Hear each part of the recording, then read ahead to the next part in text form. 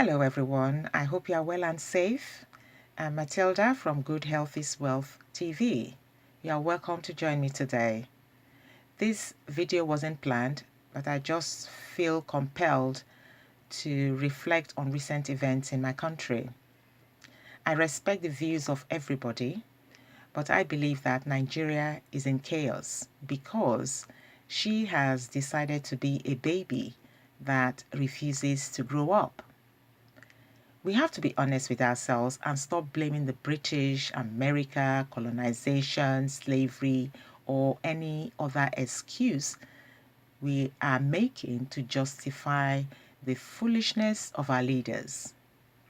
When we do that, we are letting them off the hook because the responsibility of whatever is going on in Nigeria rests on them.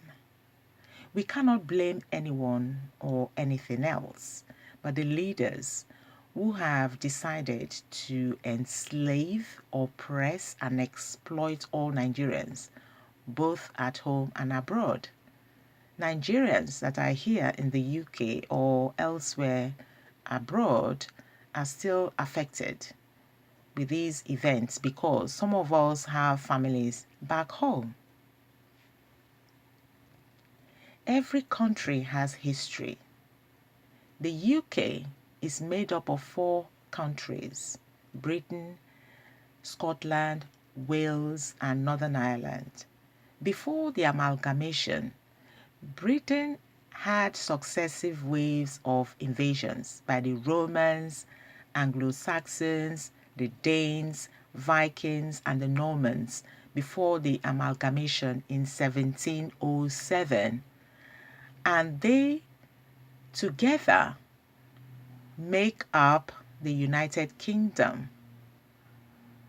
Over 200 years ago, poverty and famine drove the Irish, who migrated to the United Kingdom, and the first gypsies, believed to have originated from northwest India, were recorded in the British Isles in early 15th century. This is just a short synopsis of how Britain decided to put an end to the waves of attacks because they believe that coming together is a force to be reckoned with, and that stopped the attacks or the invasions because they are a united force against the enemies. Look at this picture. This is what Romford Market looked like in 1938, which is how most Nigerian markets look like today. But if you go to Romford Market today, you'll see something completely different because they've moved on. If you read their history, read the novels by Charles Dickens, and watch his films, you'd understand the level of poverty in this country back then. It is what drove them out to colonize Canada, America, Asia, Africa. They even went as far as Australia and New Zealand. But look at where those countries are today. The UK cannot go back and blame the Romans when things go wrong. Oh, it's because we've been attacked by the Romans, the Danes, or the Vikings. That is why our economy is bad, for example. And that is exactly what Nigeria is doing. America, Canada, and the UK are some of the leading nations in the world despite their history. So why can't Nigeria grow up? As a parent in the UK, you have no control over your children when they turn 18. They are adults. They can get married, vote, have driving license, and even fly the nest. They make their choices from then on. You can advise them, but you can't force them to take your advice. Some of them will even tell you to mind your own business.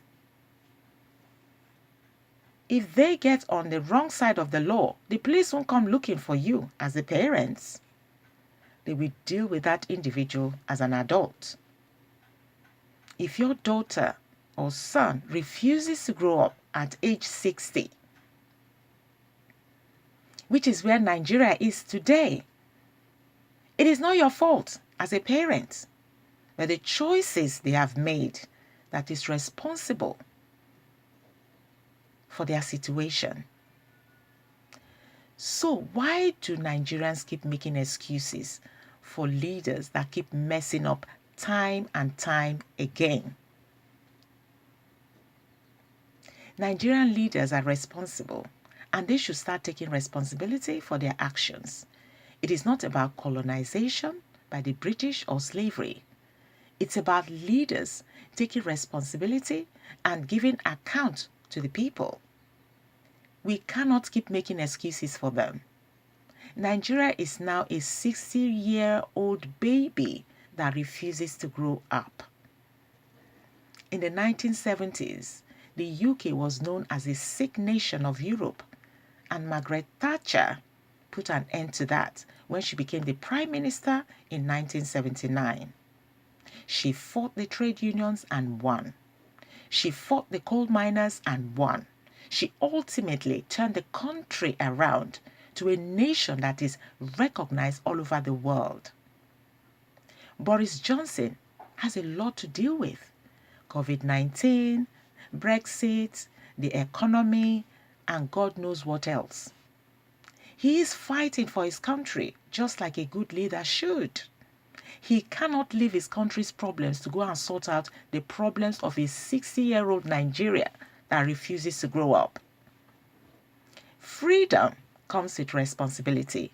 They wanted freedom, they got it. So they have to be responsible to handle the challenges as well.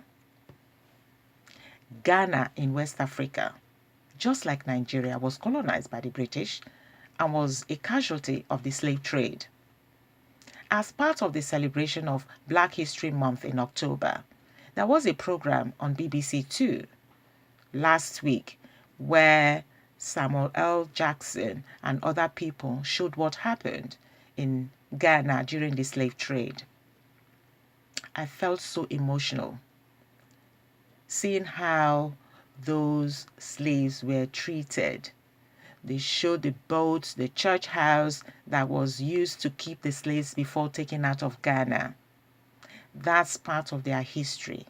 But look at where Ghana is today. Thanks to Jerry Rawlings' action, they are in a better place than Nigeria. And Nigeria is supposedly bigger with more natural resources than Ghana. So this is the time we should start asking questions instead of making excuses. What is wrong with you, Nigerians? I don't believe there is anything wrong with Nigeria or the amalgamation itself, but everything wrong with the thinking faculty of Nigerians. We have to be objective and critical here. As a family, would you leave your problems and go and sort out those of another family? I don't think so. Nigerians should start taking responsibility for themselves and stop making excuses for poor, corrupt, and incompetent leadership by blaming the world. We need to grow up. We cannot blame the UK, America, colonization, slave trade for Nigeria not providing electricity, water, and good roads for their people. Due to bad infrastructure, see how some people live in Nigeria today. Are you going to blame the whole world for this? We have been praying, but without action. And prayer without action is useless. Look at what the UK did for their people during lockdown. They furloughed businesses and workers. People who didn't qualify for furlough went on universal credit. Everyone who was entitled was provided for.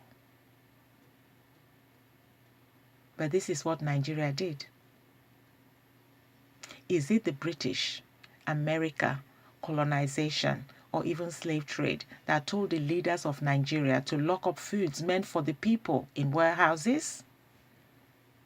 This is so shameful. And we all talk about racism, Black Lives Matter, and police brutality in the UK and other parts of the world, when these things are happening in Nigeria to Nigerians, caused by Nigerians. See how they kill innocent people, including children who were protesting peacefully.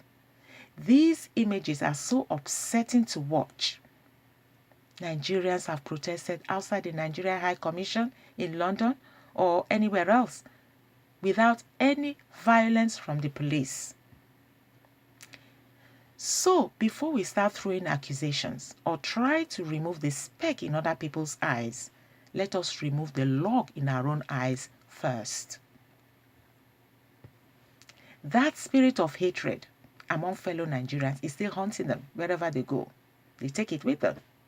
They hate each other and refuse to help each other.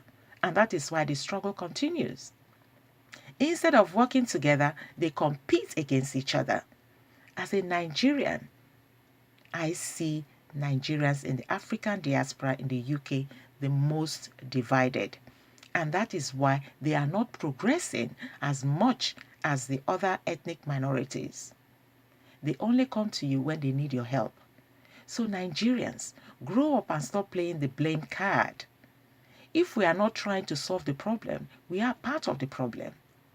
And that is not good for our present and future generations. No matter how many years we spend in this country, it is not our home. Nigeria is our home. The bad you do will stay with you, but the good you do will come back to you. Nigerians, do good and stay positive, because good health is wealth. Thanks for watching. If this is your first time on this platform, please don't forget to subscribe, like and share this video with your family and friends, and leave your comments in the comment section. I'll see you soon. God bless. Bye-bye.